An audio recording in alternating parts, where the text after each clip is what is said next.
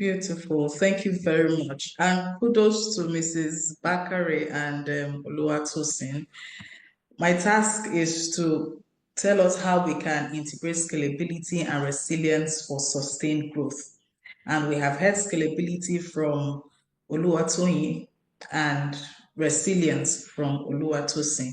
So what I am doing now is to see how we can integrate this knowledge we have gained in the past few minutes that we have spent here.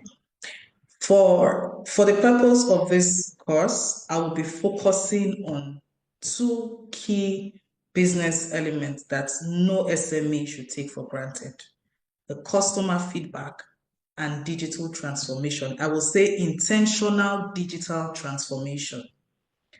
We know that every business is established with a target customer in mind. How does a business come about? What makes you start a business? You have identified a need and you have identified people who have that need.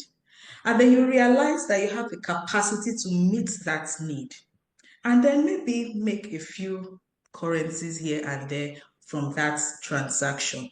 So you see that the center of your business, the core of your business is your customer. If you must make profits, if you must expand in your business, you must focus on customer satisfaction. You must ensure that your customers are satisfied. That is the essence of customer feedback. And in our world today, customer feedback and technology are driving SME growth and resilience. So Oluwatosin mentioned earlier, if you are not following the trend in digital transformation, if you are not following the trend in ICT, you have been left behind. You need to move on. You need to flow with the trend. My objective today is to equip you with strategies to collect and leverage feedback while embracing digital transformation effectively. Why does customer feedback matter? Why is it important? What is customer feedback, first of all? It's the gathering of information, opinions, insights shared by customers about their experiences with your products, with your services, and your overall brand. And why is it important? Why do you need to know whether you are doing okay, whether you're satisfying your customer? I mean, I have a business, I'm making money out of it. Who cares whether they enjoy it or not? That is a wrong mindset. You must ensure that you follow up with customer feedback. And why is it important? Customer feedback helps you understand customer satisfaction. You understand your customer needs and preferences. You know what they want. You know that as a human being, you can never satisfy us. Say our needs are insatiable. We are not satisfied. We are not done. You are giving us this this biscuit that you produce. It tastes good for a period of time, and then after some years, we want to change taste. We want to taste something different. You probably are doing oat biscuits. After some time, I would like to know how ginger biscuit tastes. So my taste will continue to change. And if you cannot understand that change, that dynamics, if you do not look out for if you don't seek for my feedback as often as possible. So customer feedback helps you understand the needs, the changing needs and preferences of your customers. It helps you identify areas for improvement. You don't want to remain where you are. Every business person must have a growth mindset. You must always look at what the next step is, what the next thing is for your business. How far can you go? How higher can you get? And I mean, how higher can you get if you cannot identify areas for improvement? If you cannot improve your today, how do you want to achieve your tomorrow anyway? So the customer feedback would help you identify areas for improvement in your business. And you get to improve your product offerings and ensure customer satisfaction. It helps you make informed decisions to enhance customer experience. So you don't just make decisions. You don't just make business decisions. We are set for 2025. Oluwatoyin has shown us how to set up our 2025 goals. Every business today is up and about. Oh, what are we going to do for this year? How are we going to achieve this year? Are you doing all of this with your customer in mind? Did you conduct a feedback exercise in 2024 that will inform your roadmap for 2025? Or you are working based on a brainwave, or you wake up in the morning and say, I think we need to do this year. Oh, this thing looks beautiful. We need to change our package this year. We need to change our products this year. We need to change our brands this year. You spend so much money, renewing or refining or evolving your products and services without insights from your customers. At the end of the day, you are spending so much money in doing this, but you are not adding value to the people who will use these products. Customer feedback helps you build loyalty and strengthen brand reputation. So every customer wants to feel part of your business. I'm patronizing you. I want to be part of your business. I want to have that sense of belonging. And you know how that works for me. If from every point in time you reach out to me and say, please, how did you enjoy my product? Did you like it? What do you think we need to change? I begin to feel like I'm part of the company. Okay. And I become loyal because I am part of the company or because I'm part of your business. I want your business to grow. So I will go out there to promote your business free of charge most of the time. So you see that customer feedback helps you build loyalty. What are the methods of collecting feedback? So the very conventional method that we all know and can relate with is the surveys. So we have three major types of surveys: the customer satisfaction score survey, the net promoter score survey, the customer effort score survey. These are three different kinds of survey. The first one measures how your customers is satisfied with your products. So you see all those questions, all those pop-up questions after using a particular site. Tell us how you feel about this service, right? Or somebody buys a product from you, you reach out to the customer to know if they enjoyed that thing that they have bought from you. Okay, so your customer satisfaction survey measures how satisfied your customer is with your product or service. Now, it goes beyond your product so that you don't just say, oh, my customer likes my product. No, no, no, no. It doesn't end there. Because that is why you see a lot of businesses spend so much time in building beautiful, good products and spend zero time in forming, structure and customer service or customer relations structure. So while you are testing their satisfaction rate for your products, you're also testing their satisfaction rate for your customer experience. Okay, how were they received? Hope you were received properly by our team. Hope these products got to you early as at when due and in good shape. And then moving on to the net promoter score, you want to know whether they can recommend you. How likely is it for your customers to recommend you to other people? Are they just buying from you or they are spreading the good news to other people? Customer effort score. How easy is it for your customers to access or use your products or services? I don't know if you had this experience where you go on a website and you don't even know what to do. You want to make an order, you go to the website, you are searching, where do I press? You are confused. But you see websites that you need to make order from, you want to order a product from, you go on the website, you see the product immediately, you click on order, it asks for your information, and you move. So you see how easy it is. Some of your customers are struggling with using your products or services. It is important through your customer feedback process to know whether they're actually using your products right, whether they are enjoying it, whether they are finding it easy accessing your product. And then when you're able to get this information, you now know how to refine your products to actually satisfy your customers. Moving on to the focus groups, it's another type of, a different way of collecting feedback. You do this through calls, interviews, or group sessions, basically, just to interact directly, physically, most of the time, or even over the phone with customers. So it takes you away from the survey. The difference now is that the survey is how likely are you? Very likely, most likely, not likely. Okay, or rates my team's services for you to you. 5, 4, 3, 2, 1. You just put that there and then work with those figures or numbers, right? But you see what focus groups does for us is that it becomes more specific. So you're asking direct questions. Which of our products do you enjoy most? Why do you enjoy this one over this? Why do you prefer this over that? What was your experience like at your last visit to our business center or our company? So you are asking specific questions to this group of people, and make sure that these are people who use your products, not random people. Target audience, your target clients, your target users. Who are the kind of people that use your product? This is what the focus group does for you. And if you are gathering this, make sure you are an active listener. Make sure you're not that person who would ask a question and then when they answer you, you are trying to be defensive. Oh, you asked a question and then they tell you, I don't like your packaging. When I ordered this bag of rice, by the time it got to my shop, the bag had torn open. I had lost a large quantity of rice. And then your response is, oh, the bag we used then to package this rice is actually good, or it's original, or I ordered it from China. So I don't know what would have happened.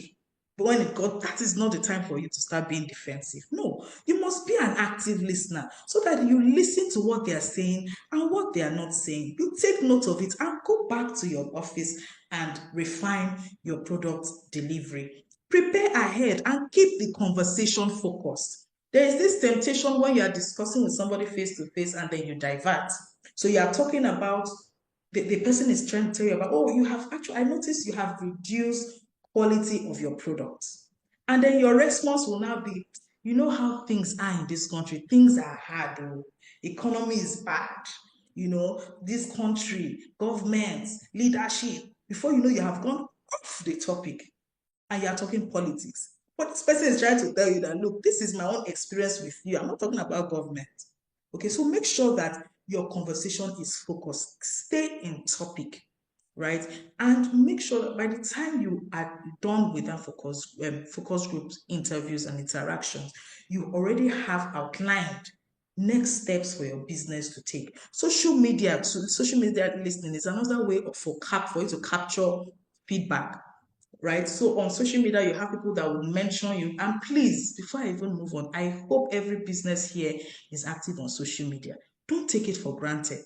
This is not the age where you would say, I don't do social media. If you are in business, you need to take your business out there, be on social media. And then when you engage with customers on social media, they know that you are active on social media. They tag you to their posts now and then. You can even ask them to tag you whenever they use your products and all of that. And then people too may also, share their concerns about your products on social media. Someone may just tweet about you and tag you. So when you monitor these mentions, called mentions, when you are tagged on social media, it means that you've been mentioned. So when you monitor all these mentions across social media, you have an understanding of what customers want from you. Utilize Instagram posts. On Instagram, you can actually use polls to get to understand what your customers would like. And then there is the Hootsuite and the brand watch that helps you go online on your behalf and capture comments, opinions, posts that people are making about your brand, about your business. So even while you are asleep, there's an app that does that for you. For your surveys, utilize Google Forms, Microsoft Forms. They are free of charge. SurveyMonkey and Spock makes it a bit, flexible, but it's not entirely free. So, but you can also check that out. Always request for reviews from your customers. If you have a website, live chats, very important. When customers come online to your website, you can engage them through live chats. And then you have the website analytics that show you how customers are interacting with your products online. Moving forward to analyzing feedback. First of all, you need to collect this feedback through all of these areas that I have mentioned, through all of these methods that I have mentioned, and then categorize your feedback based on themes and topics. You need to identify the common trends and the issues. What is popular? What are those things people are always complaining about? Categorize them, right? Categorize them by demographics, categorize them by taste, categorize them by trends, categorize them by preferences, and so on. Identify trends and patterns, understand the most common pain points. What are those things that they're complaining about, and identify areas for improvement. Determine key metrics. Identify metrics relevant to your business. using the customer satisfaction score, the NPS, and then the CES, customer effort score. The NPS is net promoter score, like I mentioned earlier. You use, because we know that there are three different types of survey based on for your CSAT. What is your metrics? If you want to know that your business is doing the right thing, you know that you should score an average of 50, for example. And then if you are below 50 for your CSAT, then you know that there's a lot you need to do. Even if you are above 50, there is that 1% that of your customer that is saying, and think you need to improve here. Don't take that 1% for granted. Use analytical tools to analyze all this feedback that you have gathered. And don't do nothing. Generate actionable insight from this analysis. Decide on what you need to do based using this feedback that you have gathered. Feedback should not be a waste. Strategies for implementing these changes. First of all, integrate feedback into product roadmap. So now that you have gathered this feedback, you have analyzed it, you have now recorded what your customers really, really want from you. It's now time for you and your team to sit down and say, okay, for this next batch of our products, based on this customer feedback, we are going to change X, Y, Z. This has to happen from the onset. And this is the best time at the beginning of the year to actually do this. Collaborate with cross-functional teams. Carry every team member along. Very, very important. And let me even say something about this. As a business owner, you have a vision. You already have in your head what your business needs to do. You set up structures and all of that. And then you have team members who are really not, passionate about what you are pursuing. And so they do the barest minimum, and then you see that in their relationship with your customer. So by the time you have captured this feedback, and then you see that, your customers are complaining about how your employees are treating them or communicating with them or handling their products, you know that you need to carry everybody along, even down to the cleaner in your office, the gate man. Everybody needs to be part of your change implementation. Pilot and test changes before scaling. So when you have applied these changes, don't throw it out there yet. Test it. Reach out to, I would prefer the focus groups that you had engaged before now, and tell them to test your new product. Direct them to all of those changes that you have made and get their feedback. And then when you see that it is good enough, you can scale. When I mean scale, you can go live with this product. You can go public with it. Communicate changes to your customers. You know what this does for you. Your customer now know, oh, these people are listening to me. So communicate these changes to customers and clients to build trust, and continuous evaluation of these impacts on customer satisfaction. Very, very important. For future proofing for growth and resilience, I'll just use this to wrap up. What we need to do as a business. First, invest in emerging technologies and enhance cybersecurity measures. We can't hear that enough. Focus on data-driven decision making. Foster a culture of innovation, develop a customer-centric approach, like I've talked about, plan for business continuity, and very importantly, build strategic partnerships. Join associations, organizations that you can reach out to fellow business persons. For example, African Food Change Makers is a non-profit organization for agripreneurs. If you're an agripreneur, you join the African Food Change Makers, you have access to a lot of resources that will help you scale your businesses. Call to action. What you need to do, first of all, evaluate your current feedback process and digital tools. Identify one area for immediate improvement. Don't sleep on it. Stay committed to continuous learning and adaptation. Put your team together, train them, train yourselves, do a lot of research, and find out what is best for your business growth. And if you operate in the agri-food business environment in Africa, you should join the African Food Change Makers today. Visit www.afchub.org to learn more about the community. Thank you very much.